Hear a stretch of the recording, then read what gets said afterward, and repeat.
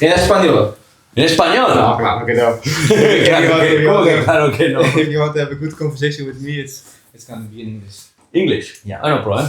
I speak 5 languages, so we can do it in French, in Japonese. Italian. No, Japanese, not yet. Actually, this is quite a special moment for me because I'm gonna do an interview with Jose Antonio Hermida, one of my idols in the sport. Really?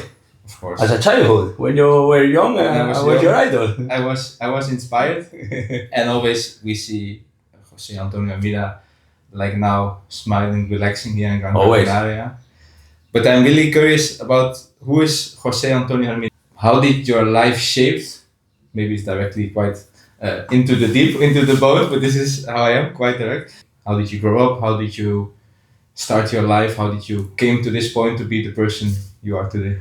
Well, first of all, thanks for your warm welcome. Well, who I am? I'm a normal person.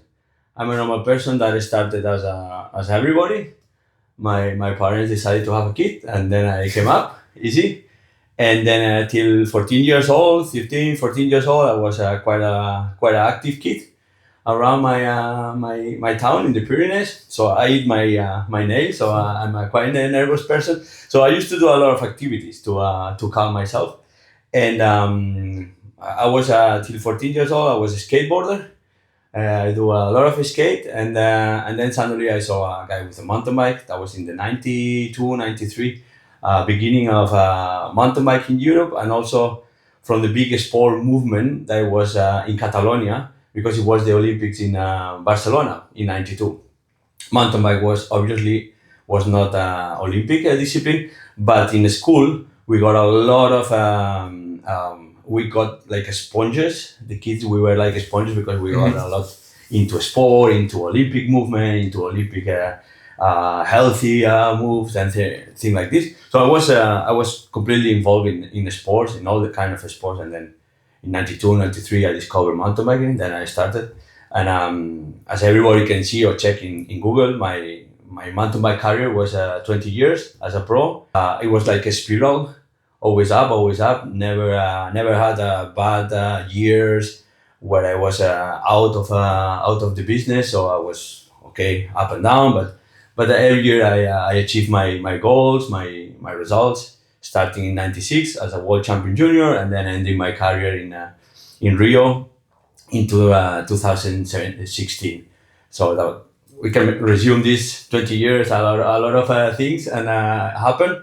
And those 20 years plus the years before, they shape my character, they shape my person. Obviously, I think I born as a happy kid. I had a good environment at home, my family, my parents. My parents, they don't belong to the sport. I have no historical uncles or no DNA from the sport, from Olympic, nothing. So actually, my father is a hunter, if we can consider as a sport, and my mom is a house mommy.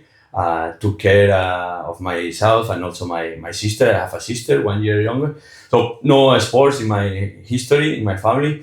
And then I just born easy. Yeah, I choose my sport. That was mountain biking in the last 20 years. And then since I stopped cycling, or I stopped as a professional multivan with a multivan team in 2016, I still biking. That's true that nowadays the professionals, when they stop, they have more opportunities than in the past. In the past, when a professional stops his career, he has to decide either to make a bike shop, either to go to a tankstelle or a gasoline station, or decide something. Nowadays, you stop your career as a professional, and then you have a lot of opportunities to keep in the business, to keep in cycling as ambassador, as a consultant, events, still racing a lot. Or like if I stopped, or the roadies or the mountain biking, we stopped mountain biking.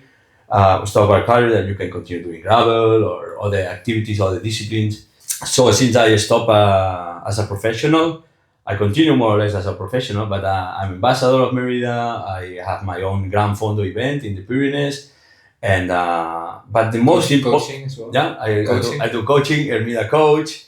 TV commentator sometimes. I used to do it for Red Bull, but now a little bit less.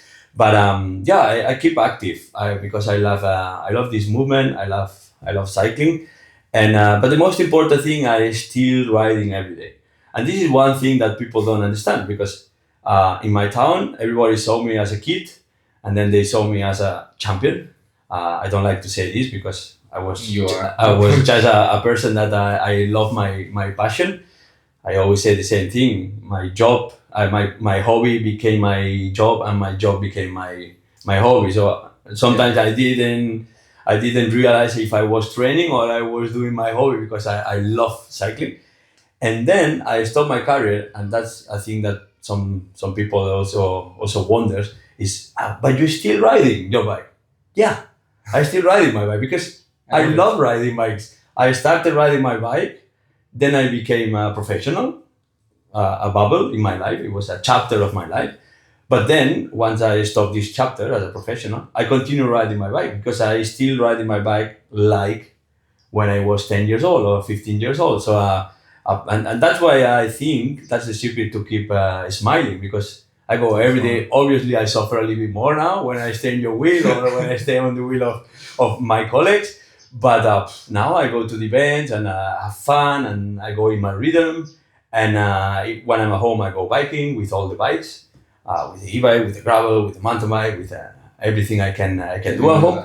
And I still smiling because I like cycling, and this is the most important. 100%. I do agree. The thing I catch up there, if we go back to the beginning when you start to find your way, what I hear is that you had as a young kid a lot of freedom in the mountains. You live outside. Absolutely. I think we can also connect that with the part that when you start to be professional mountain bike, everything was very new. Exactly. There was also a lot of freedom, so I think there's maybe a connection between how you grew up and how you find your way into that new scene that was mountain biking back then. You know, it's funny. It's funny, and this is something that is not gonna happen again. But and I wonder the new generation they could have the same thing, the same beginning as me, or probably even as you. I was early on mountain biking than you, but you arrived also in 2004, 2003. It was also a good moment. But the funny thing is, I started to mountain bike when the sport started to grow. They started to invent a sport, and that was really funny because I arrived like 6 years after. Started in America before the 90s, and then 91, 92, 93 arrived to Europe mountain biking. And actually 91 was the first world championships officially. And then I started in this period, and that was really funny because it was super creative. Cycling was super creative, especially in mountain biking. They started to create a bike, they started to create a sport, a discipline, and it was an income of athletes from all the sports. I arrived from skating. Imagine from skateboard. Some guys they arrive from cyclocross, like Frischneck. Some guys they arrive from a motocross, from running, from BMX, former athletics, former road riders, and that was really funny because each guy that arrived to the sport brought something to make grow the sport. The motocrossers, they arrive with protection, motocross protection, the helmets, the colorful of the motocross style. The guy from cyclocross, the style of running and everything.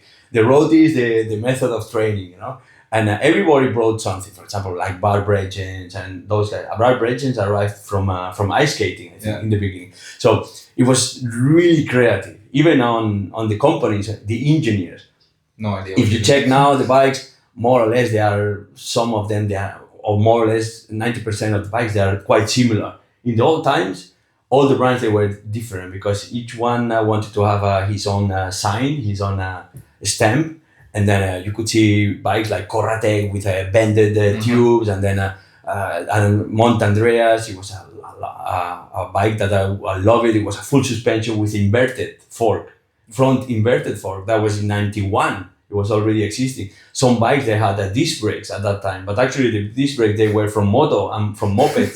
It's super heavy bikes, but everybody was super creative on clothing, on style, on everything was super creative. And yeah, that also shaped my style, a freestyler, always active, always wanted to know something, wanted to learn something.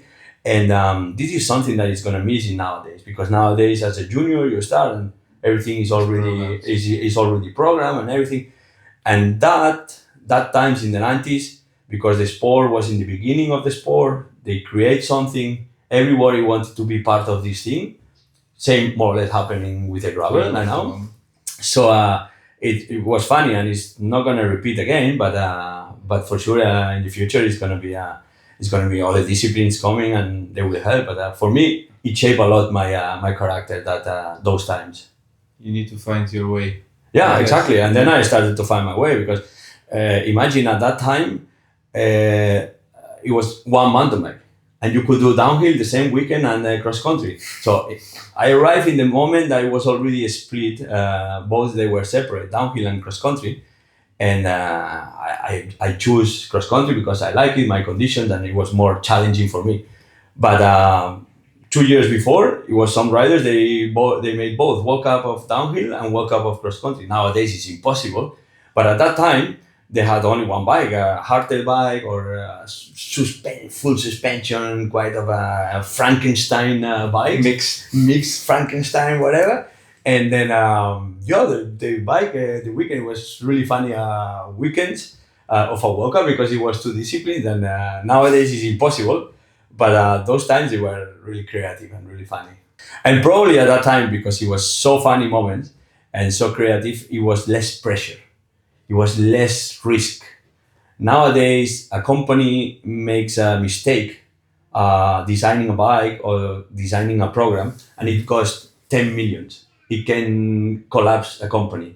At that time, the bikes, they were aluminiums. So they just cut the frame, welded, shorted. Next week, a new frame. Next week, welded again, and it was less pressure in the industry because everybody was creating, and it was less pressure.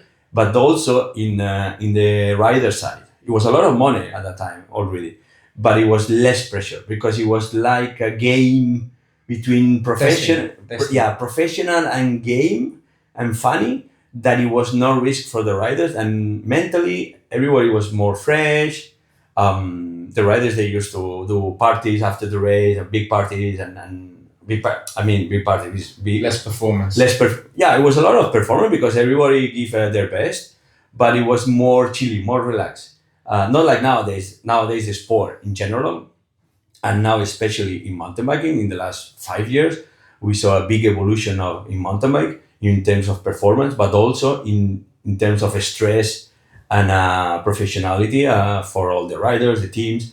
And now mistakes, they cost a lot of money, and everybody's afraid because money is afraid. It's always afraid. It always tries to stay in a couch like us.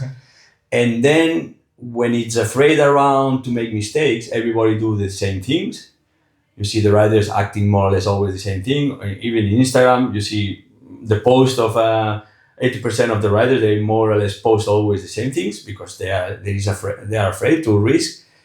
And then at the same time, there are a lot of things involved for this, and then it's changing a lot the sport. But I think nowadays, for me, it will be hard to be professional. Can you imagine? But with my personality, my character, that I'm a freestyler, it's difficult time. I can imagine that when you are to go more in your head, what you're thinking back then is now, like you said, if you become professional now, you have tests, you have the numbers, and you are pushed in this way. But I think when you decide to become professional, I think there was a moment that you were in the mountains as a kid, and there were no professional mountain bikers in Spain. No. Then also for you mentally, I think, do you remember a moment where you say like, "Hey, this can actually be my job"? I remember absolutely. And also, that something changed after that? Also, the way how you think, and there was it a lot of questions in one. But I'm just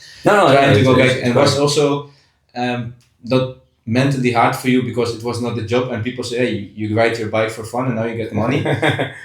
It was a funny time because, as I said before, my career was a spiral. Mm-hmm. So that means I started to race in my area, and then in Catalonia, around Catalonia, and then suddenly I went to the nationals, and then I got fifth position in juniors. And then that was the first year of juniors, and then the second year of juniors, I won most of the races in Spain, and then suddenly I went to the World Championship. That was really funny. At age? At the age of 17, my last year of junior, and then in the '96. That was in Australia, so it was my first time I went to Australia. My first time I took a plane. More or less, my first time I went out of Spain because I live close to France in the Pyrenees, 1 kilometer to France, but France. But that was the longest country I went, and that was a spiral. It was quite easy how I grew up because I had no historical. I had no backpack. It was new also. It was new for no me. It was totally natural for me and for my parents. Because it was like, we go to a race in Granada, 1,000 kilometers from home. That's good. We visit Granada, and then the kid goes and races and wins a race. Perfect. And then it was super natural. So in the family or in myself, it was not a goal to be Olympic champion when I was 17 years old because my uncle or because... It was not there. No, it was not there. It was... I had a lot of books, and then I had Thomas Frischneck, Rune Hoida, Barbara Regent. They were my idols because they were already world champions and World Cup champion, Barbara Regent. And then I was, as a junior, I wanna jump like this guy, like John Tomac. I wanna run like Thomas Frischneck. I wanna have the power of Barbara Regent. So I was dreaming to become them, but I was never thinking on the economical side, like be professional and everything. And it was a natural thing. So suddenly I won the Worlds in Cairns in Australia. I became junior world champion. And then a couple of weeks after, I got a contract from Scott International from Switzerland. And then I was like, hey, suddenly I'm living from this. I'm professional. I earn more money now than my father doing as a bricklayer. It was crazy. And does it give you pressure, or did you? No, not really. I was super motivated to get the new Scott bike, to get the material, to become to be in the magazine, the same kit, the same kit and everything. And I was not thinking on the side of the salary I got. I got a crazy salary that was more than my father doing bricklayer, normal bricklayer. And then, but in this case, I got good advices from my parents, always, the moms and the parents. When you are young, you always, you don't know. When you're young, you fight, and after 30, you don't. But then you realize that the advices, they are good. But one advice was just, 4, 5, 6 months after I won the World Championships as a junior, I was not like this, but because you're 18 years old, making a lot of money. It was easy. It was easy to lose the compass, to lose the north. And I didn't lose it. But before I lose it, my parent came to me and he said, listen, remember, first you are a person and then the champion. And then that was something that it marked all my career, because I was always thinking, yeah, that's true. First you are a person, tomorrow you can lose the race, tomorrow you can win the race, tomorrow, the other day you can win, you can lose, but if you keep as a person, you keep as an honest person, you will have a long career, and honest and everything, and working, and then you can become a champion or not. For example, I had one of my best teammates and also a good friend, Rudy Van Hout. He never won a World Cup. We were always wondering or wishing for him to make a top 10 in a World Cup, and he was always close. We won stages in Cape Epic together and everything, but he was a real person, because even he couldn't achieve the big goals and be in the Olympics and win the Olympics and everything. So he was always a person, and then it was a long career. And that's a clear example. As an athlete, first you have to be a person. And when you are a person, an honest and correct person, and everything will go smooth. You will succeed. You never know, because it's only one person that is going to win a race. But if you do it proper, you have a long career. And that was a thing that marked a lot my career, with this words from my parents. And then I moved to Switzerland. I started to race with the Scott International, World Cups, here, there. And then, I started to... The first year was really easy. It was a game, because everything was new, traveling, being on the focus of the media. And everything. The second year was more complicated. The first year, for example, I was first year under 23, and then at that time the World Cups they were together, under 23 and elite, and we made the same loops and everything, except in the results you had a mark, and it was like a 10 position, first under 23, and at that time I had Miguel Martinez, Cadel Evans, I had a big champions as under 23 also, and it was super complicated to win the classmen or even a race in under 23. And it was no podium and nothing. I mean, it was separate. You had a mark, you had a paper, you bring home, hey, look at this, I finished 24 and first or 7 under 23. And in some years, the second in 98, 99 was super complicated because the best under 23 was Cadel Evans, and he was leader of the World Cup of Elite. So it was a crazy difficult to beat. super crazy level. And that second year was hard. That second year was hard because I was at the school, and then I passed my degree, my high degree, and then I had to decide to go to the university because I wanted to do geology and connected with mountain bike. So I wanted to do geology, and then it was a tough moment. I had a 3 years contract with Scott. Actually, I wanted to be professional. At that time, I thought, this is what I love. I want to be cyclist for life. I mean, I love this. It is a job and I earn money. But in the society, sometimes it's like, hey, stop joking. Yeah, stop joking with bike and get a job. And say, well, I'm not going to get a better job than this because I do my bike. I'm happy. I smile and I get more money than probably. And you can develop yourself. And I can develop exactly. And I learn languages and I mean it's a job. It's a job. But at that time, in the society was not like well accepted. Like hey, I mean that's good. You earn money, you get bikes, but get the university. Yeah, but I don't want to be doctor. I don't want to be whatever in the university. I want to be cyclist. And that was a tough moment to decide at home. In my home, I had no pressure at all, except the day I had to go to the university and decide, okay, I want to do university. So then I have to move from the Pyrenees. I live close to Andorra. I had to decide to go from there to Barcelona, live in Barcelona. That makes no sense if you are a mountain biker, because I thought I moved from the environment I need for my job to Barcelona just to do a thing that I'm not really convinced I want to do, because the thing I want to do is cycling in the mountain. Society push you. And then my parents, they say, listen, do whatever you want. That this is pressure, because your parents, they always want the best for you. You want to make them proud. Yeah, but those sentences is like, do whatever you want. I say, well, I don't know. Mentally, it's and I remember the day I told to my parents, and I was 20 years old or 19 years old, and I was crying. Obviously, I lost some tears.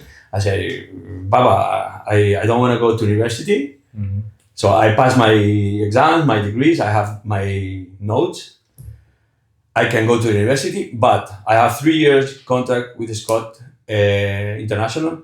Let's do these 3 years. If after 3 years I'm able to, so I'm good for this thing, I continue. If not, I stop and I go to university. And I do a break like this. And then my parents say, do whatever you want. But take me to that conversation. I want to know how that was really fun. How you go to the table. They supported you, but still I think as a parent you want to have your kid to follow. That happens to me. Yeah, but then you have to make in your mind a decision like. And now looking back and all the big achievements you made, it was 100% the right decision. If you do it now, it's easy to take the decision. Yeah. But I think then also if you, it's life defining. That moment you sit at the table, you have to make mentally, despite of the nice bikes, materials, what your friends say to go to, all these other opinions, you have to decide for yourself to go in another path which is not the path that follow everybody. But if you look back at it, for you it brings you an amazing life. It was easy, but at the same time now I understand. I'm father. I have 2 kids. One is in the university. And then the other one, the girl, my daughter, is at home at the moment. She wants to go to the university. just because they want to they choose it. I'm not pushing them because I'm doing the same thing like that my parents they do. They didn't push me. They didn't push me to do sports. They didn't push me to be professional rider, and they didn't push me to go to university. But yeah, that's true. It's a tough conversation you have with your parents And with yourself. because if you think about with your parents, you never have a serious conversation in your life. But once you have a serious conversation with your parents, they are really serious. They are conversations Life defining. yeah, to make a life decisions, and that was one of those life decisions because in one way they had the son and they had a champion that they saw him flying around the wall and doing in the newspapers, interviews, and doing his dream, building his dream. My parents they saw me building my dream, and then at the same time it was one day like I see to them, he's always joking. But one day I see them in the sofa in the couch like this. Papa, I have to tell you one thing. Obviously they didn't expect that I was pregnant. But my parents said, attention, something is serious now. When Jose wants to see something is what you broke now, what you make fire, and then because as a young, they had a lot of experiences like this, with the police and the fires. And what he did now. Yeah, exactly. So and then it was a big decision because it was the day that the small bird wanted to fly from the nest. And it was not only going to flying out of the nest, he was also making decisions by himself. Because till there, my parents, they always take my decision. Mm-hmm, mm-hmm. 19, 20 years old.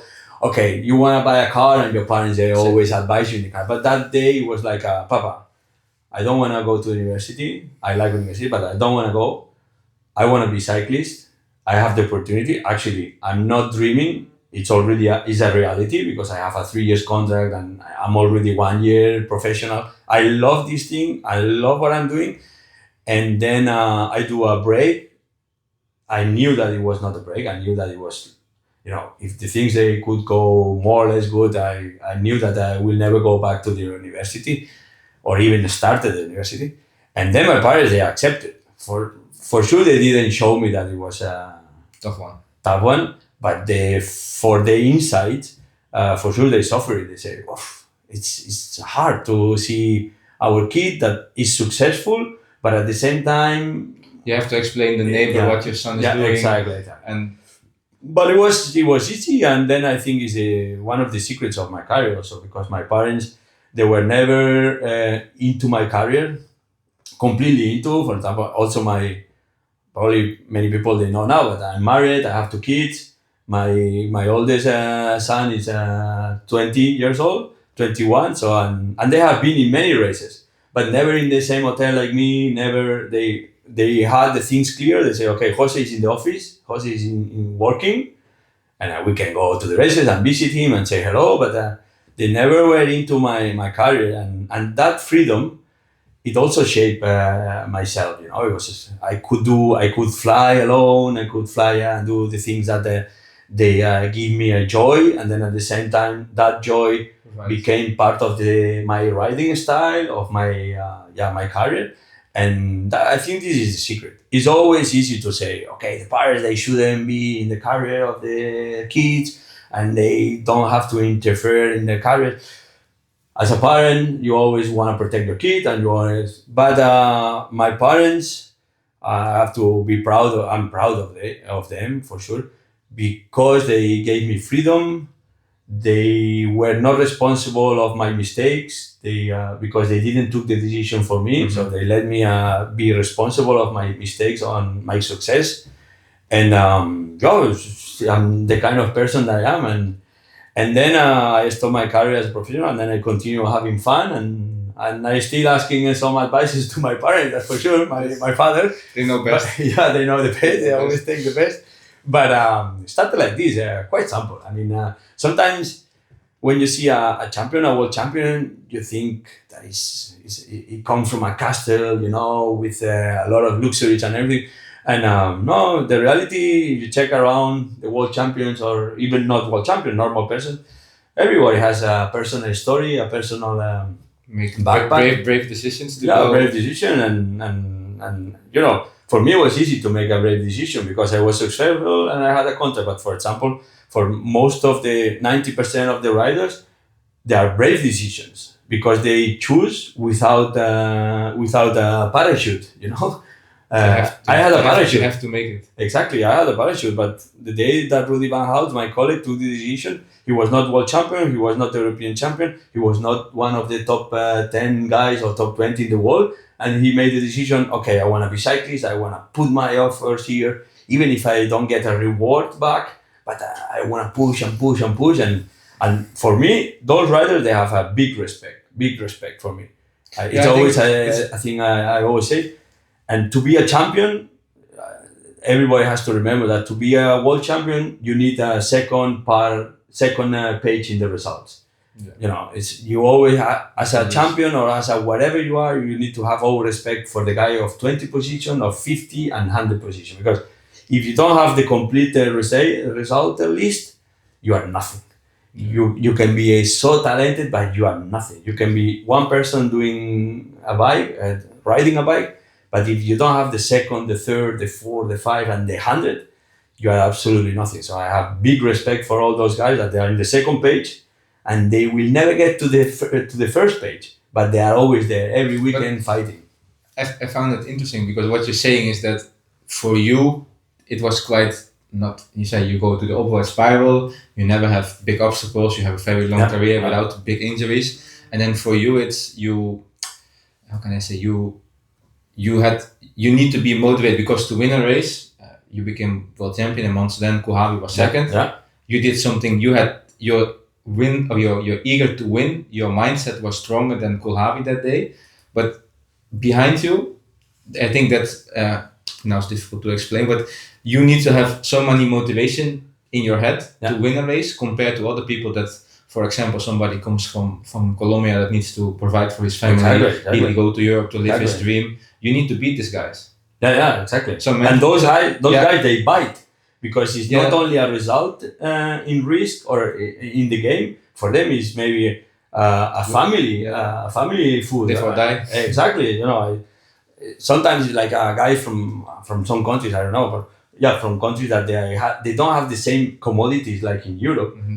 And then they fight like hell, and then it's like, no, hey, listen, he's not only fighting to be professional, he's fighting for the whole family because he can change his life to have a sheep, 20 sheep and stay the whole life. They have a different why. Exactly. To go fast. Yeah, exactly. But why is it then that this is something that if I have to provide for my family or I need to make the results, I'm super motivated. But you have your family at home, you have your freedom, you had your nice childhood.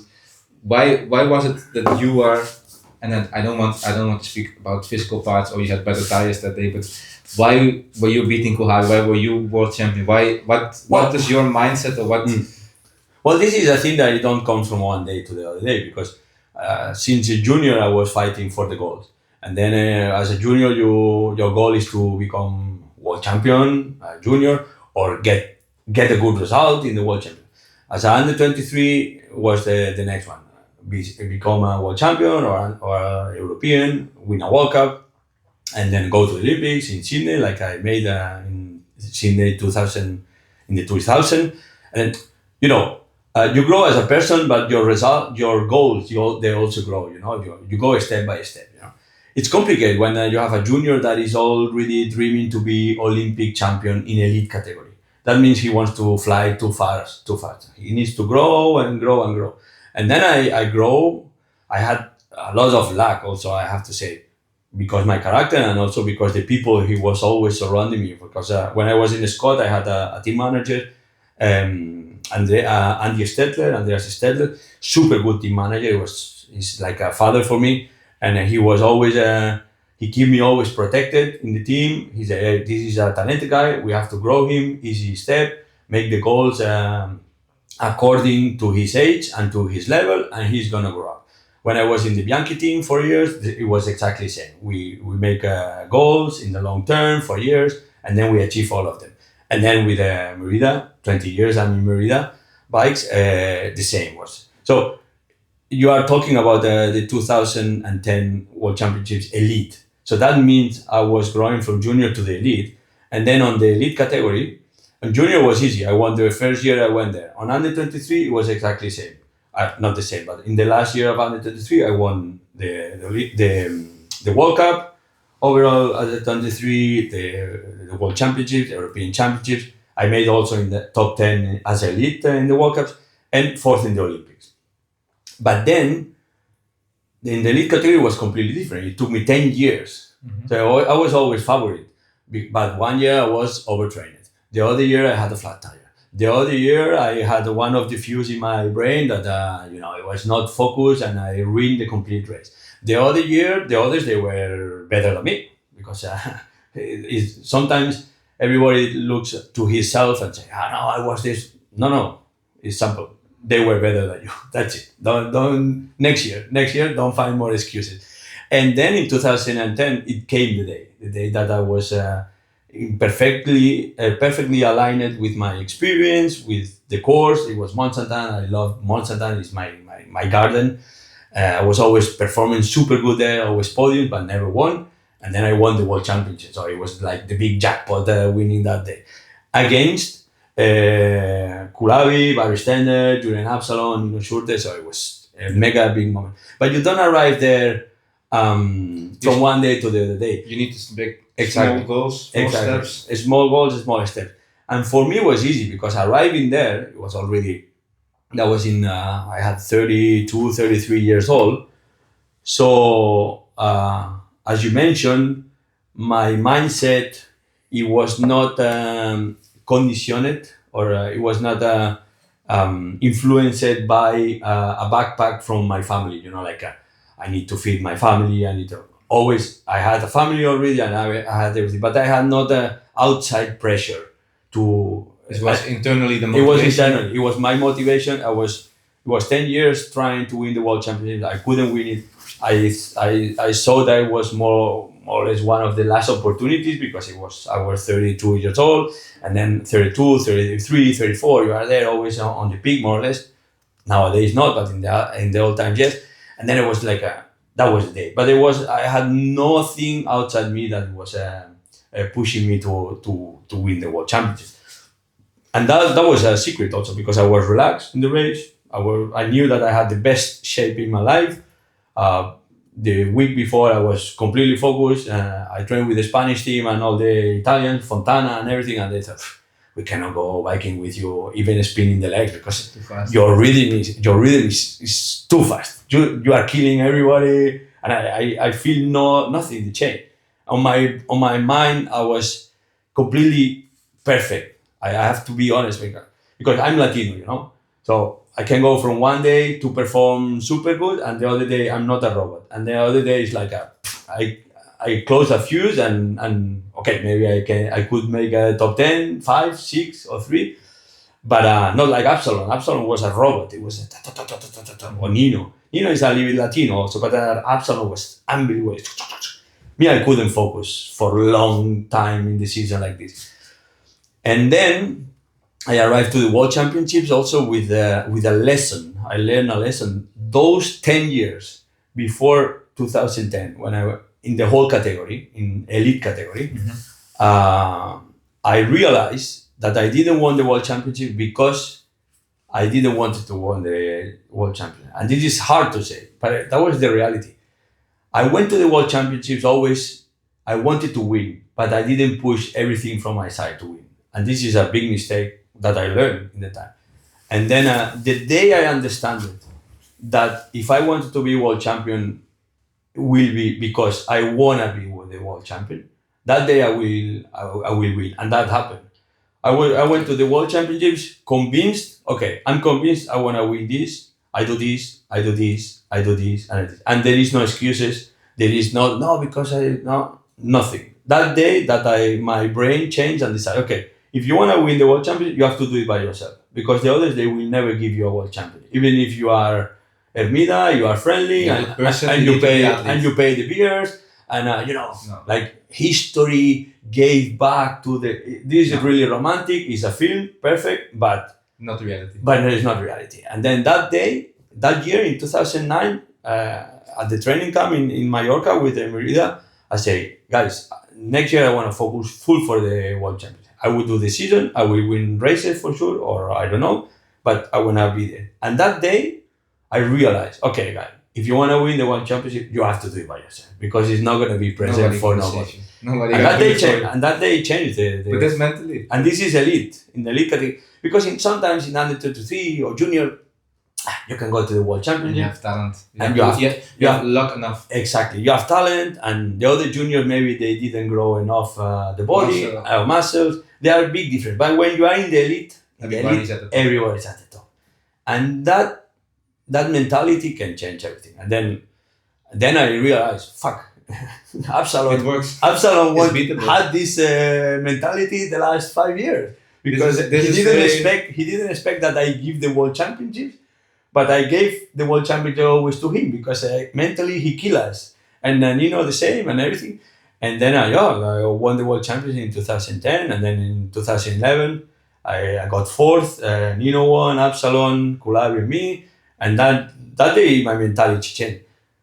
I had always the same mentality, but especially for that day, for the World Championships, I realized, okay, if you want to be Olympic champion or World champion, you have to do it by yourself. You cannot expect a present, or I expect that some riders, they will flat, the others, they use mud tires and me not. No, you have to do it by yourself.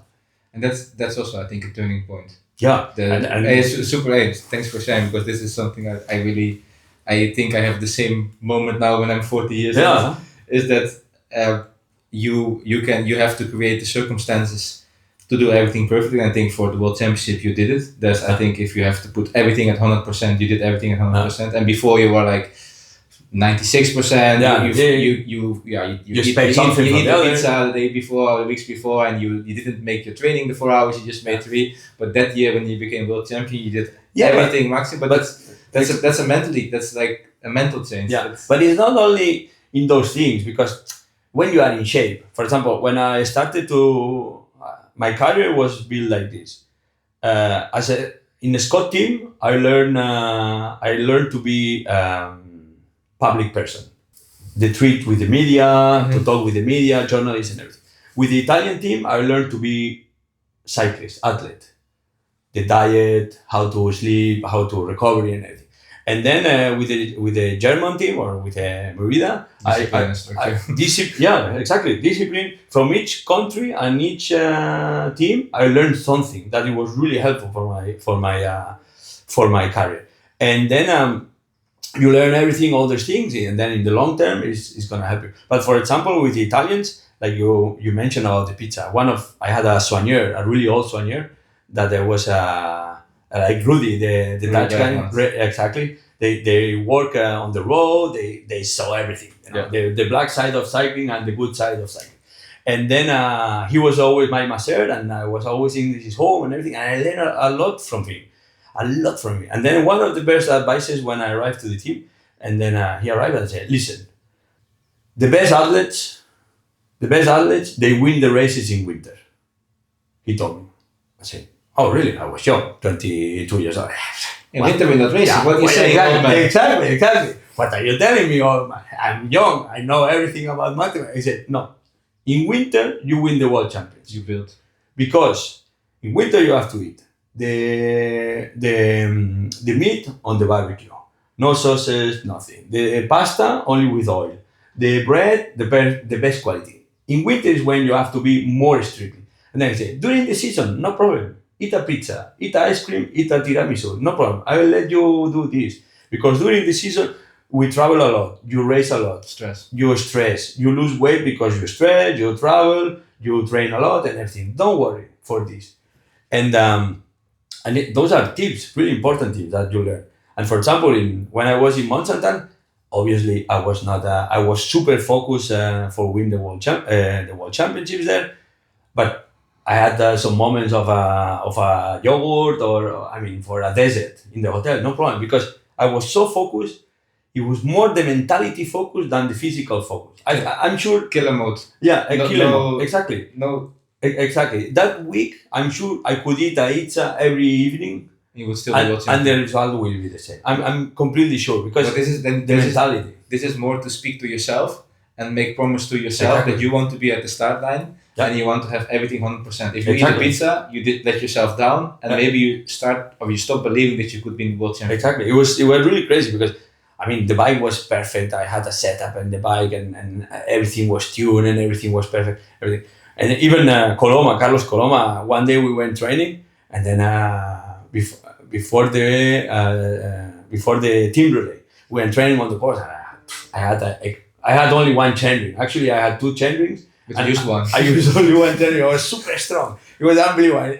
I didn't feel the chain. It was one of those feelings once in your life that you don't feel the chain and you think, wow, I expect this is Wednesday. I expect on Sunday I have this one because can it be that it's only one day in your life you have? And then he was with me, and then he was with me, Coloma, and then I remember the sentence. You can ask him, and I said, "Hey, you are super strong. You will win the World Champions. It's unbelievable." He told me on Wednesday, and Mantecon was also with me. I said, "Listen, I don't know if I want to win the World Championship or not." My answer was like, Coloma, I don't know if I will win or not, but I tell you, I have 6 months after Monday. After Sunday, I have 6 months for recovery for this shit. So I'm gonna give. Yeah, but this is. I'm so gonna strong. give 140%, not 120, 140, because after the World Championship on Sunday, 6 months to. I have 6 months to recover. You know, it's from August till February. I have 6 months. If I have to cut my leg, I cut my leg, but I'm gonna do it. And then Coloma, he checked like this. No, I never heard you talking like this to me. You are always joking. I say, listen, I'm fucking focused. I don't know if I'm winning or not, but it's so that's why I'm telling you because I'm super convinced that I will give my 100%. I don't know if it will be enough or not, or have a flat tire, or if I eat a pizza the day before will not change the result because it was a mentality. And I have to be honest also. I learned that day or that week was like this, and then I tried to do it in the other years, and it was not always the same, you know. Is that moment also that you realize that the mental part is part of a performance? Yes, it's always. And how much do you think, if you put it in a scale of 100%, your performance that day in Montserrat was 40% mental and 60 physical, or do you think I think in general for a race? In Montserrat it was probably 60-70% mentally, and only 30. Yeah, because when you arrive to the elite, in physically Everybody's fast. You are already prepared. Yeah. You are always prepared. Otherwise you're not there. Otherwise you are not there. And especially in August, you know, you have the whole year, except if you have an injured during this. But when you are in the elite, it's mentality. It's mentality because physically you are always there, and it was totally mentality. And it's funny because your body is like this. And then that year, you know, in 2010, each song I heard in my iPod, they brought me a motivation, a good moment, you know, goes up. It was crazy. Everything I do around, it was perfect. It was like a super smooth year, you know. Even if I had some crashes, some injury, but it's full mentality. It's full mentality. At that level, is 70%. Wow. Because in terms of physically, it's normal. And for example, now that I'm retired, I feel it even more because you understand it better. The older you get, much better. Because now I go on the road bike. Example, I go there 380 watts, and I start to hear my heart. It's 165 pulse, 170. And then I slow down. And then the other day I was like this and I thought, what I had in my head when I was pro. 2 hours. Yeah, no. Not to be at 380, to be at 450 and then at 178. And then I asked my body for more watts and more pulse, and I was not scared that my heart would explode. And it's absolutely mentality. It's because I had a light in the end of the tunnel, and that was the target. And it was snowing. I went 5 hours in the Pyrenees snowing for this target.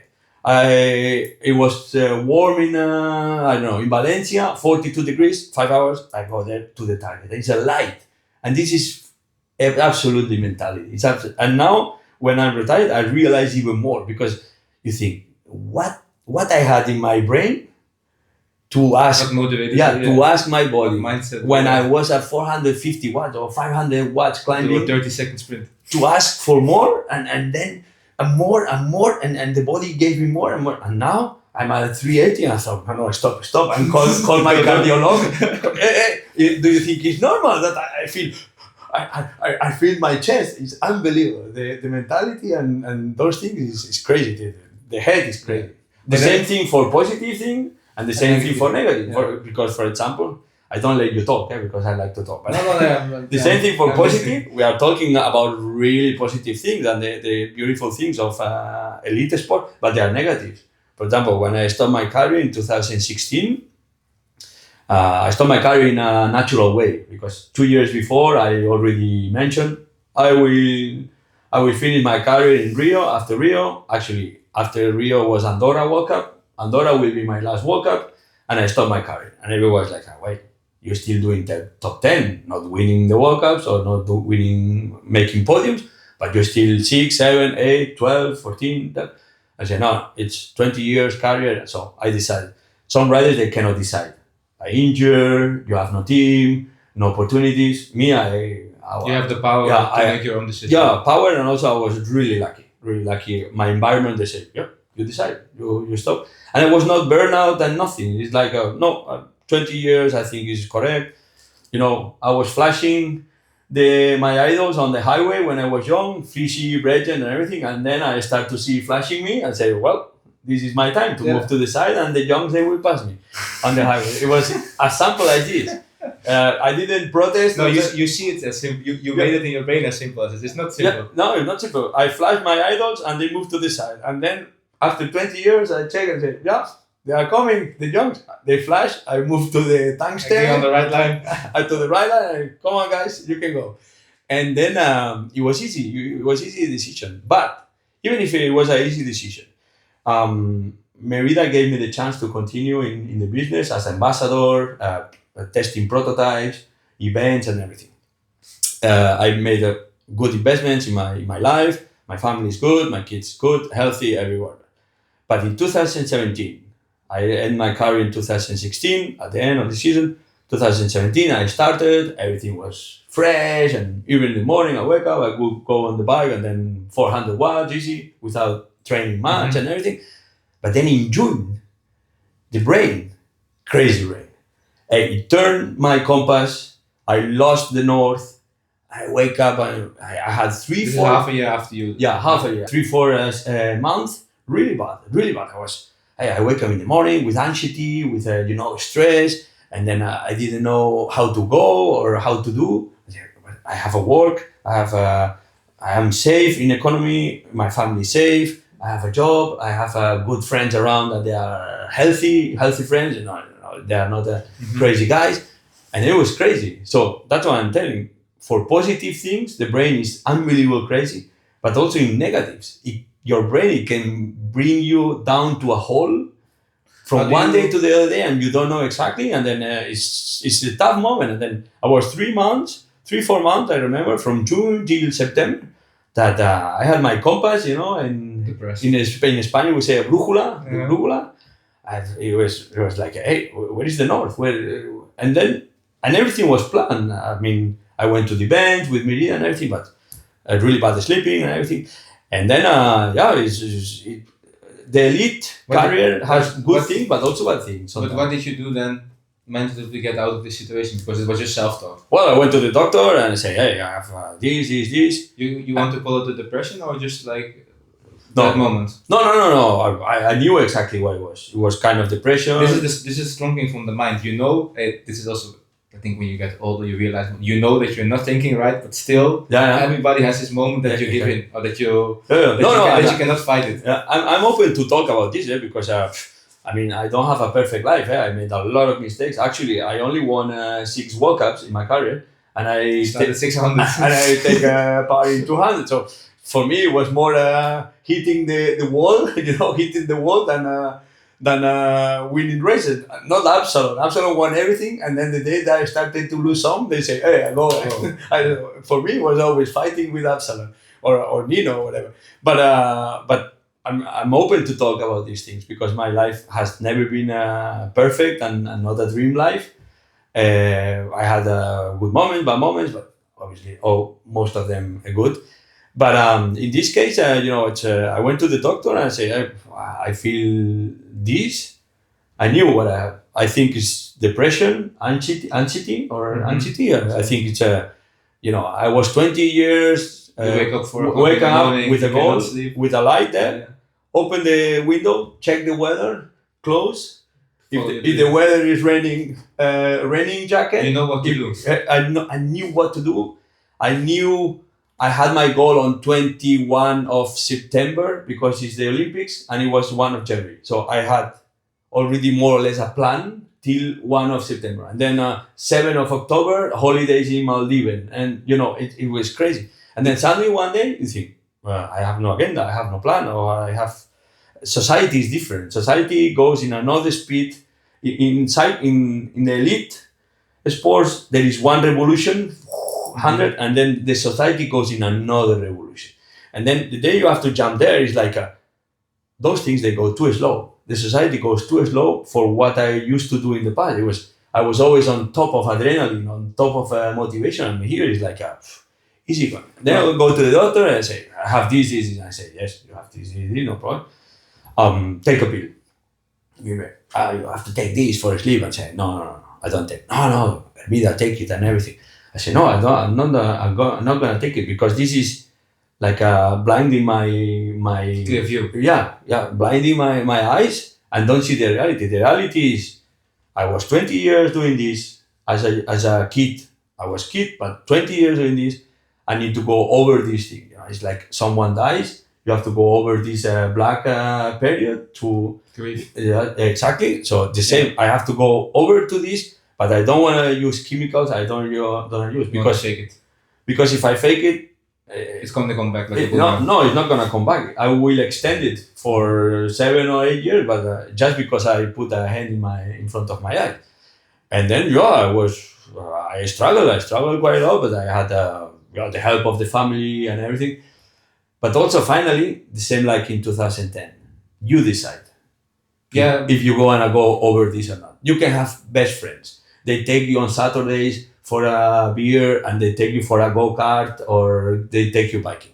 Your family is always constantly and say, hey, Hermida, tranquilo, tomorrow you will feel better. Everybody is helping you and it's always a good welcome. It's always a good welcome and you have to be open to accept this help. But it's you. You have to do it. You have to go today. I said, yes, I'm gonna go through this. The same that I went through 200 kilometers training with 5 climbs and everything. I had to suffer from the first moment. I knew that it will be hard, but I will make it. The 200 kilometers, the same, but in a normal life. I will go to this moment because it's a bad moment.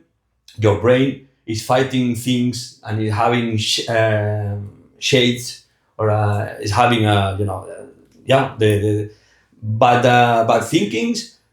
It's gonna be hard, but it's not gonna be for life. It's you can fight for it. And then I went there. I fight a normal life.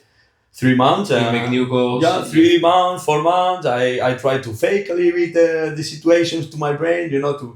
To try to sneak a little bit the bad thinkings, and then I went through and that's it. And then I passed this moment without chemicals or without sleeping pills or whatever, depression, and it was perfect. It was it's advice I give to everyone. For example, when Luis Angel Mate, that you know him, when he stopped his career, I was the first month I never called him, but then after 5, 6 months, I start to call him. Because you know the feeling. Because I knew that after 6 months, it comes the whole. You scare me, yeah? Yeah. So I'm still psychic. No, and then he said, yes, Hermida, how you know this? That I have a little bit the compass turn. I said, because I went through this. I'm not the best because I went through this. I cannot tell you how I make it because my brain changed it. But you have to be ready to teach your brain that he has to do it.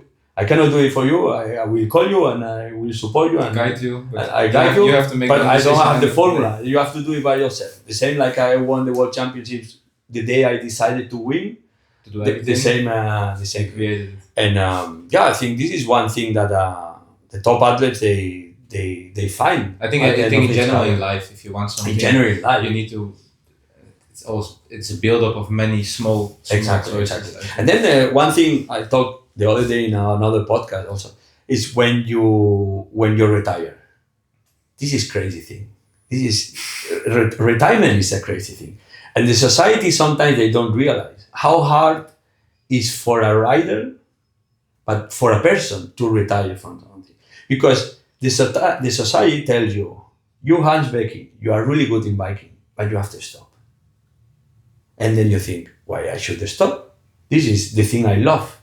I love biking my bike. Why I have to stop? No, because you are old, 38, 36, 34, 40. In my case. No, you have to retire. And this is really crazy. The society, they don't realize how hard for an athlete is to decide the day or when to retire, because you are canceling a thing that you really love. The only thing you love in your life is this. And I don't know, a normal person that is looking... You kill a version of yourself. You kill a version of yourself because the society decided, and because also you. But for example, a guy that he really loves to drive tractors. Mm-hmm. You go to the farmer and say, listen, you cannot do this anymore. At 38, you can't do this anymore. Do whatever. Go driving cars or arrow or I don't know, fly drones, but not a truck. And the guy says, I am a farmer. I love tractors. I love John Deere's. I love the John Deere, the class and everything. No. We decide that you stop and go down, and that's it. It's crazy, yeah. And that's why the athletes, they struggle a lot when they retire, because you are killing the best part of your personality. And if you have been doing this thing for 20 years, it's even, this personality is like this. If you have been doing professional for 5 years, it's part of it's only a small rib of your body. But then the whole body is built in this thing, the thing you most you love the most, and you have to retire. And this is really hard. And then the other point is that the others, they are addicted to adrenaline. And then when you retire, you search for adrenaline. Nowadays it's easy, because if you don't do mountain bike, you go on the gravel, and then the adrenaline goes down easy. But from one day to the other day, it's easy to get addicted to bad things, because you always try to find every day the same peak of adrenaline and then excitement of training, a goal and everything. And then in the society, those things, they don't exist. So, well, how I see it is like the life we have, or you even more than me, is that we are in the same page. We are in a different waveline than normal people. Let me explain. I think exactly. Like on Sunday, you win the World Cup. There are 100 people who want to go in the photo with you, and then you're on top of the wave. And then you have to come home with the jet lag on Monday, and you are at home with the family. You need to do the washes, and you have to pay the bills, and you have you have like the hard training again coming up. So I think in this is how I've experienced the pro life, is that we go extremely up and down. Yeah. And then normal person that works, it's more regular. You go on holiday a little bit, and then there's a little bit. And I think the moments of adrenaline and joy are so high. They are more regular. For us, it's like we are extreme high and extreme low. Exactly.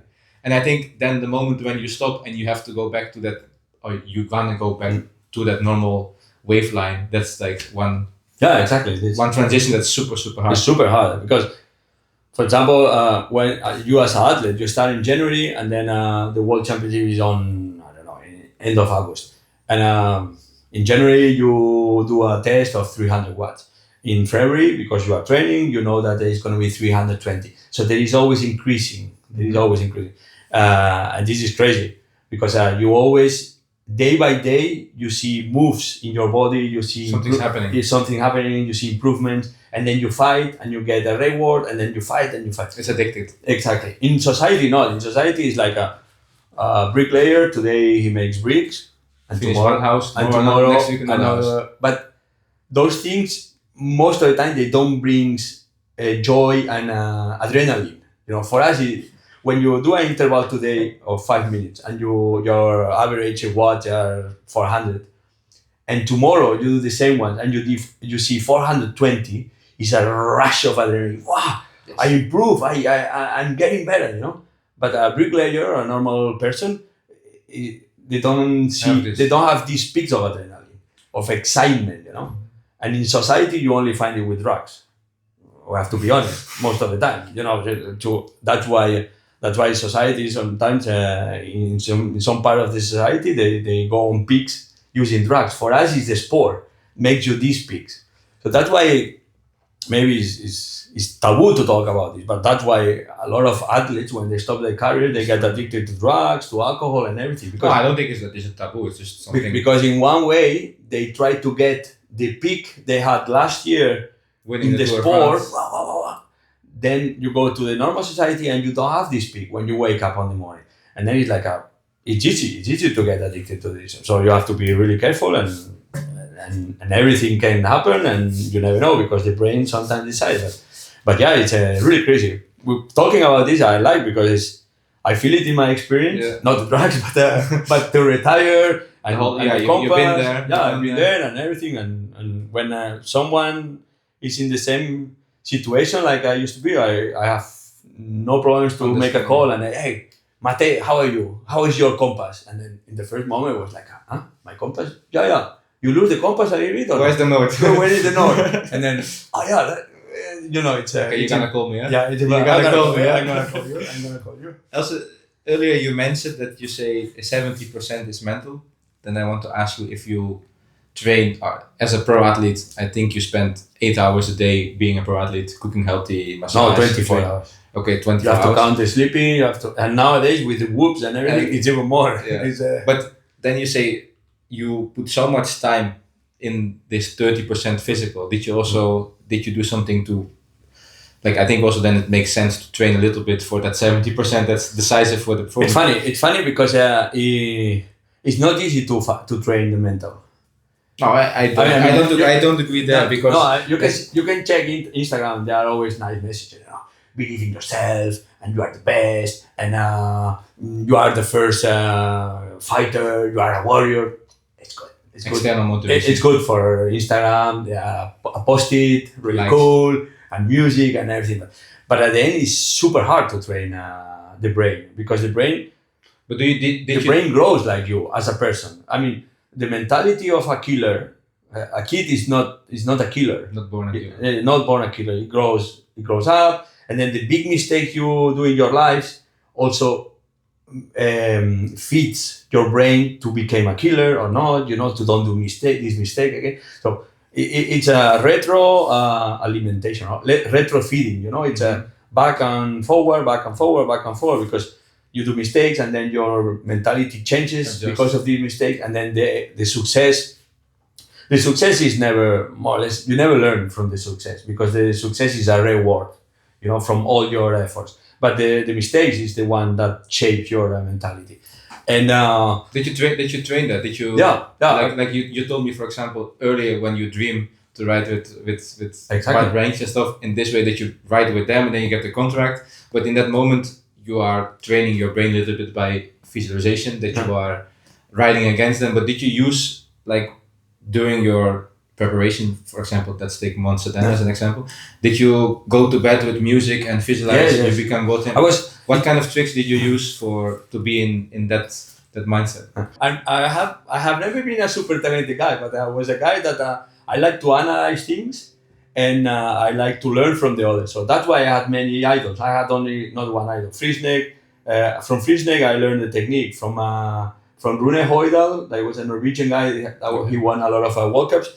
I learned also the strength, the physique he had. You copy them also? I copy them a lot. The style, from Tomac, the style of going downhill. From Bram Becking, also the mentality killer because he was good in racing. He was good in tactics in the race and also to stay on the wheel and do nothing. It was always a fight with it. Come on, give me. It's a killer. He said, I don't care if you say that I'm a good rider or not. I'm here for winning a race, not for making friends, And he's a good person. I love Barbara.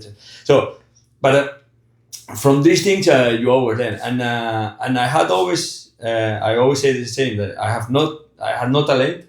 I have a Ford Fiesta engine, 1.4, but I knew it exactly how my Ford Fiesta was inside. You tuned it. I tuned it. I tuned it, but I knew my body exactly and what I need and what I need to improve this and this. And I spend a lot of money. The people, they know me, they know that I spend a lot of money in my training, in my preparation. I had since a junior, after 2 years, I had my own trainer.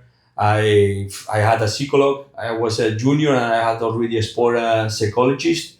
So I had as you mentioned, I You made worked also on the sophrology, mental part. mental part, because I went to the Olympic Committee and and that was in the 97, imagine. They are talking about these professionals now, but in 97 I had already one with a cassette and then the headphones and then visualization in the hotel, meditation, meditation, everything, Really?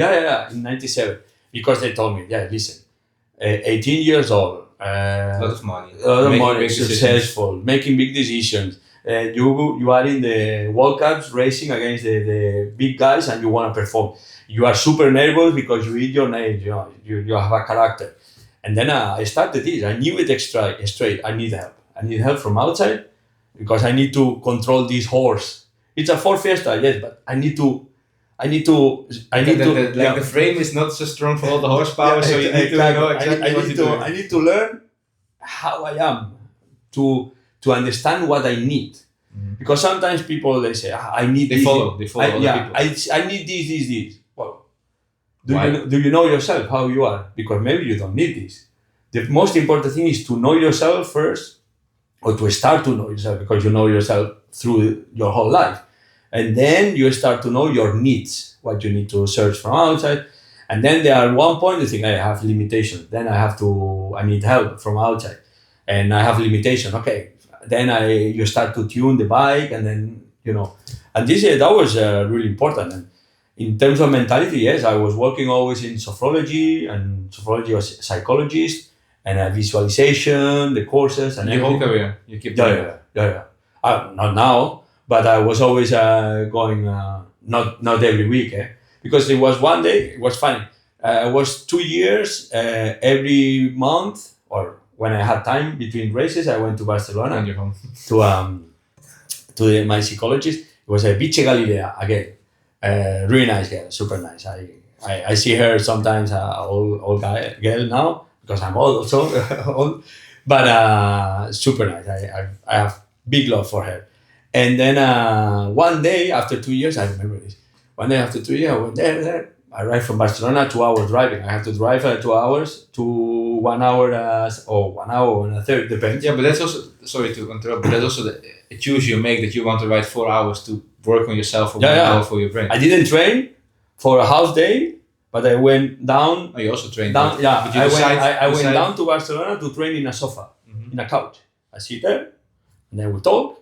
Then, how is your life? We talk about my life, my girlfriends, my social life, and then also about the sport. Not only focus in the sport, because then you don't switch off. It was like shaping my mentality, my life. And then one day I arrived there, and then I remember like it was now. Arrived there. Hey, Nietzsche, how are you?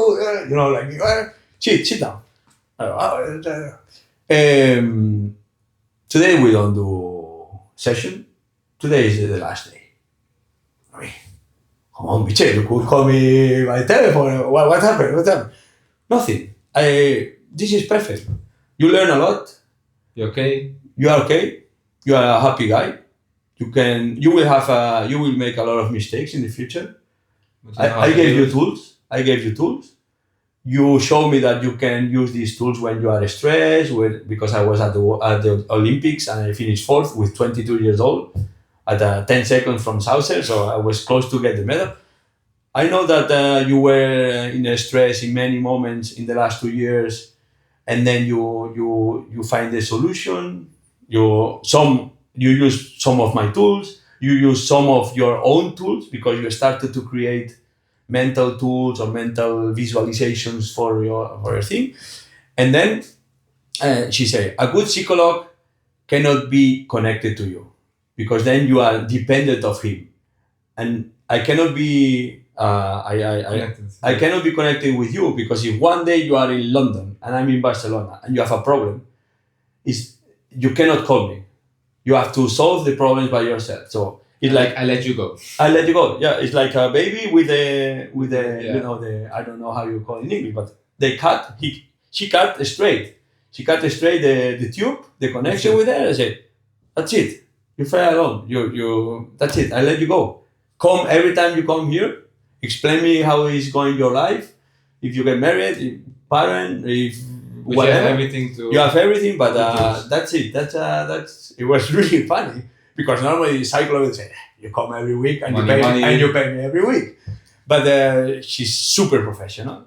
And then one day she said, "That's it." And after that, what happened? We are friends. We are friends, and I go sometimes. I go to her, and sometimes I go just for fun. I mean, for fun to explain her my life or my problem, my thinkings. It's very funny. But it's and that's it. And I spend a lot of money in these things. In you know, compression boots. Compression boots. Now everybody has compression boots. I had compression boots 15 years ago. I bought ones in America because I saw searching. Right? It cost me 500 euros to go through the other ones only through the toll. 500 euros is 500 euros now in Europe. You buy one. Yeah. It was only the other one. You're investing. I'm investing a lot of things in tools. Magnetotherapy. I have a machine at home since 2010. Actually, the magnetotherapy, altitude tent, power meters, 3 power meters. I have the SRNs with cables and everything paid. I didn't want to have a sponsoring. I said, no, this is an investment because if you get it for free, you don't appreciate the thing sometimes. I do investment like a guy that wants to build houses. He makes investment. He wants a return. And he wants the return. And then he's going to be focused building the house to the return. You don't check for butterfly. No, I do invest. SRM cost me 6,000 euros. I pay by my pocket. And then I say, okay, and now I need a trainer that knows how to train with this. And then I want to walk up, I got back. So it's also important. This is something that nowadays the riders, they want to get everything for free. Also me. Shortcuts. Shortcut. Also me, I wanted to get all the things for free, for sure. But in some things, I say cannot no. compromise. You need to pay. This is an investment for me. The food, I don't want the team pays my food. I pay my food. My food, what I want. My food, this.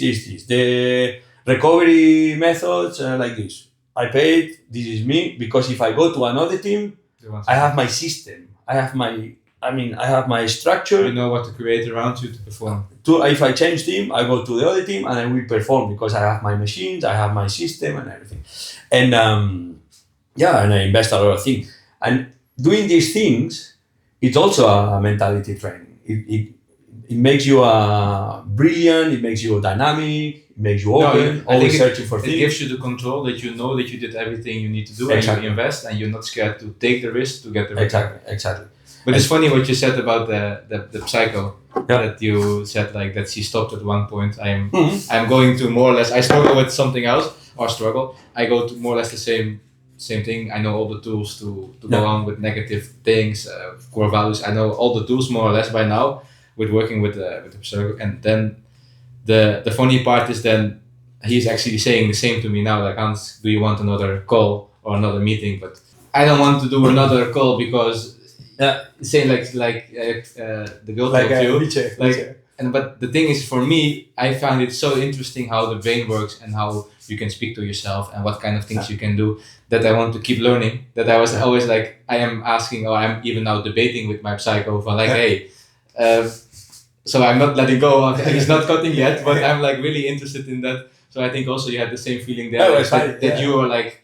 You want to perform and you want to like have progress, you want to get better and better, and then also mentally you are there. Now it's funny that I have a discussion with my psycho saying like, I cannot do anything much more for you, Hans, but I said I want to learn more, like I want to go more into this. It's very funny. But there is one point that It's not like you go over him, but it's like You understand? yeah, he gave me the tools, and then there are no more tools. Exactly. Now you start to build your own tools. Yeah.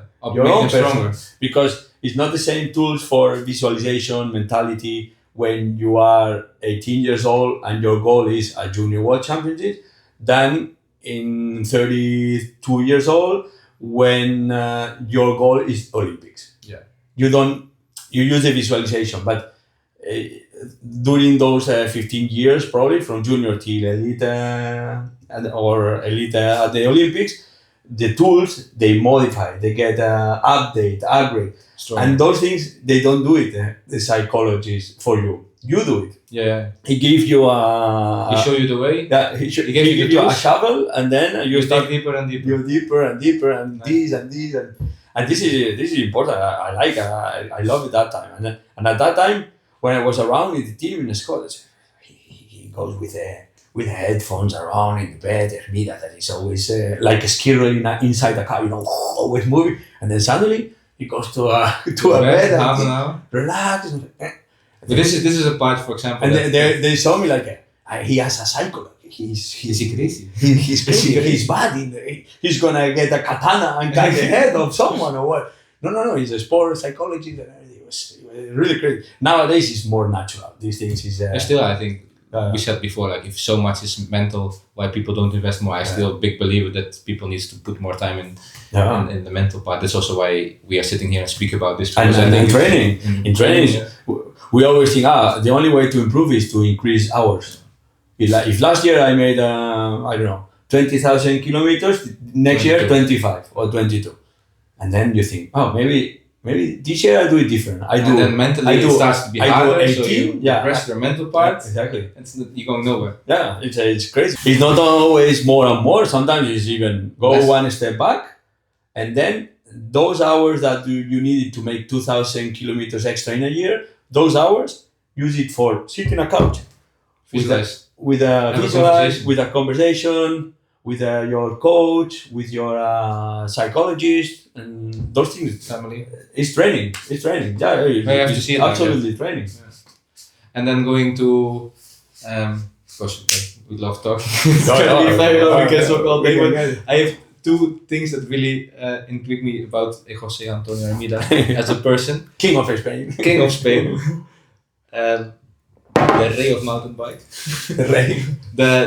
What I always find interesting in a person is their core values, and for sure if you had a psycho you know that you always act about, or you need to think about what Jose Antonio's core value is and how to act. But what are the three or two or five, or what is the most core value that lives in, or what's your Jose Antonio Hermida Bible, the three most important chapters that you live by, that are your where you act from every day. You wake up and you do this because this is important to me, and this and this. I don't know. It's quite complicated to be influencer of other persons, because giving tips like this when I do a lot of mistakes during my normal day and doing a lot of successful decisions, but also a lot of mistakes, is complicated to give tips like this. But not tips. It's just you as a person. Yeah. What the more thing easy to ask is if you have persons around you. There are some character traits like impatience or discipline that you hate about other people. Yeah. No. I think my three things is I got a life for free. I got it for free. I made nothing. My parents, they made a lot of effort to create me. I made it for free, and I try to give back to life the best things as I can. The best character, the best help, smile or mentality, and we got a life for free. A life for free, and everybody is always focused and looks like everybody is living with the balls squeezed. Pressure. And pressure and everything. And I wake up every morning. It's not like the funny sentence. I pray and I say thanks to God because I got. No. I wake up in the morning and I wake up happy because I think, fuck, this is for free. We got a life for free. So you're very grateful. Yeah, I'm really grateful about everything, about what I do, the others they do for me, about everything. And then the sentence of my father, first be a person and then a champion. because champion will end up one day. This is clear. It stops. This It is not stops. gonna last forever. It's not. It's gonna last. In If Wikipedia. you're a big champion and Yeah. you're not a good person, then the day you Yeah, stop exactly. is even gonna be Yeah, hard. exactly. You will be in the Wikipedia, that's for sure. But as a person, and especially the top athletes, we stop at 38, 40 years old, 50, maybe, not even. But and then you have still 50 years in front. Well, I go for 100 years I'm credit. gonna be yeah. 110. No, I go for 100 years credit, so I still 50 in front. And then there is when the person has to be in Alive and rich. Exactly. I'm not rich in money, but Exactly. And then for the rest, I'm not a super disciplined guy. I'm not a super strictly guy. I'm not a super happy flower. I think I'm a flexible and dynamic person. There is a period that I'm strict, and there is a period that I'm balanced, super happy, because life is like this. Life is never, it's never sunny and it's never So cloudy. you It's, adjust. You I adjust. adjust every day, and this is the way I live, happy and trying to be as most happy as I can to make happy these people inside. But this is the three, I think the three Ks that make me run my life and the people around me. And if you, what I really like about you and Mate as well is that even we here in this hotel now in Gran Canaria, we see we see people that adore you, the fans, they want to be on the photo with you, and you look at you what you eat, and you say hello, and then also the waiter come to take your plate, and you say thank you. So I think also respect to speak to everybody. Respect in general is one of your core education. values. This is what I really love. You're not like I am Jose Antonio. I want this and this, and I cannot speak to the waiter. No. So, at home, This is at home I do the plates in the wash machine. Exactly. So Now, this is the lesson from when you're 18 from your father. Be the person. This is what I really. Thanks is always Minimum. it's for free, but it's the minimum. It's the minimum.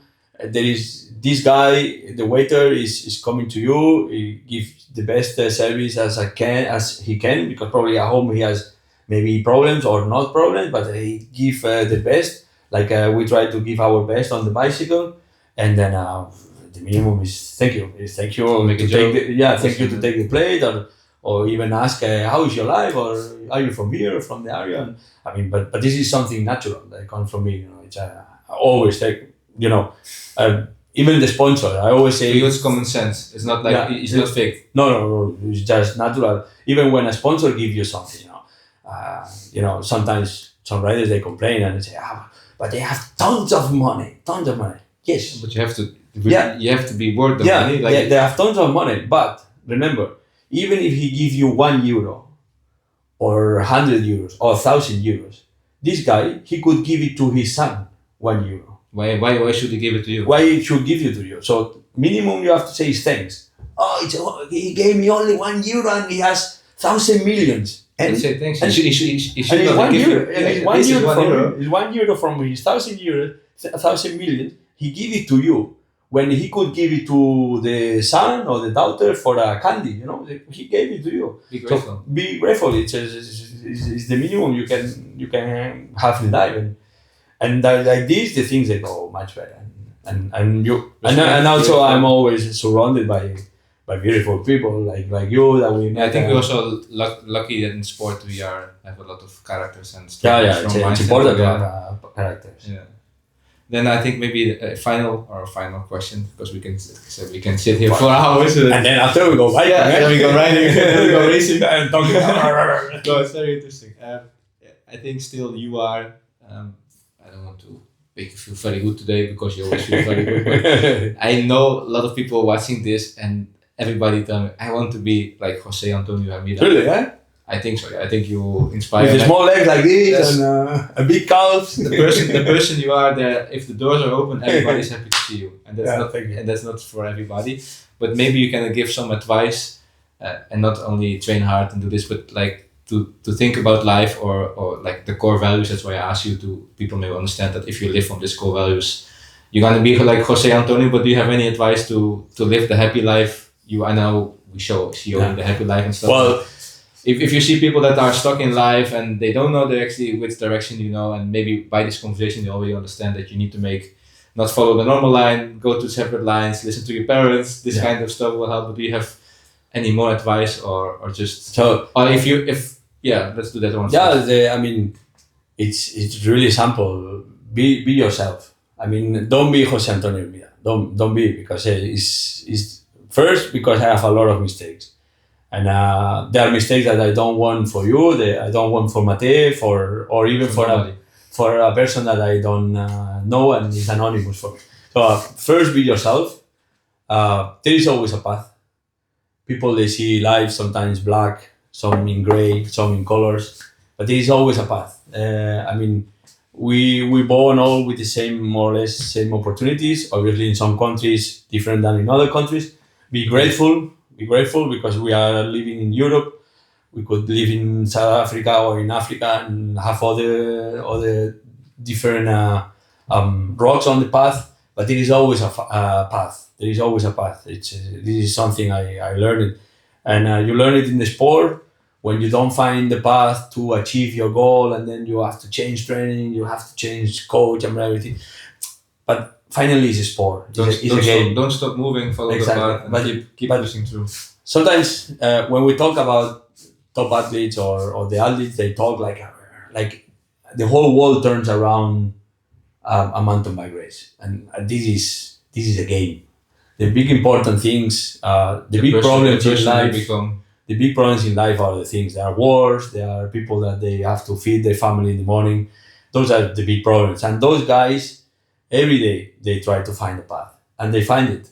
So in a sport, it's the same. In sport, sometimes you see the things really bad, really black. I think if a guy in Ukraine or a guy in he find the path even with a bad moment they are having in the wars or whatever, or a normal life. A person in Barcelona in an apartment, he tries to find a path, and there is always a path, and hit the rock and bring the bricks to build a castle, because it's always a castle at the end of the path.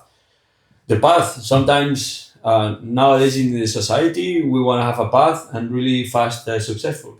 In 1 year they want to have a path, but the path is life. When you start till you die, this is the path. And then in each period of our life, we have a different path. Sometimes they have rocks, sometimes they have grass. Really, sometimes downhill, sometimes downhill. Uphill. It's the same like cycling, And then for me, I don't. It's like this: don't be Jose Antonio Hermida, because for even what you see outside or in the social media and everything, I'm happy, and that's true. I'm like this. But everybody fights their demons. Yeah, but everybody has to be themselves, and I love the other people when they are themselves. For example, I like your character as a Hans Becking. I like Mate. I like Purito Rodriguez. I like, because I also try to get mirrors. Mm-hmm. It's not everybody that tries to get a mirror on me. I also look to the others because everybody has to find a path. And I don't know if it's too philosophic, this thing, but just smile. There is always a path. Life is tough, but for everybody. But the most important thing is to be dynamic, open. Things they come. Move. If they don't come, if they don't come, don't be worried. If they come, be worried. But when they come, how you face those things, and when they come, this is the most important thing. If nothing changes, nothing changes. I mean, you have to look for it. Exactly. If nothing changes, nothing changes. I mean, continue, and that's it. Wow. And what do you think? We go biking or not? Yeah, I think we have. Should we go? Thank you. And then I will explain you now on the bike. Yeah, on the climb. I will explain you now the thing. Now we have I have 20 of moments of my career and my life, and outside of cycling, inside, but like a normal person, not more, not less. Just a normal. I think that like the way you choose your path, and now listening to you better, that also you do many things right, and it's also not easy in a way. Oh no. And it's nice to open the scale a little bit and see what happened inside. Thank you. Thank you, amigo. Ciao. Ciao. Auf Wiedersehen. Auf Wiedersehen. That's German. Yeah.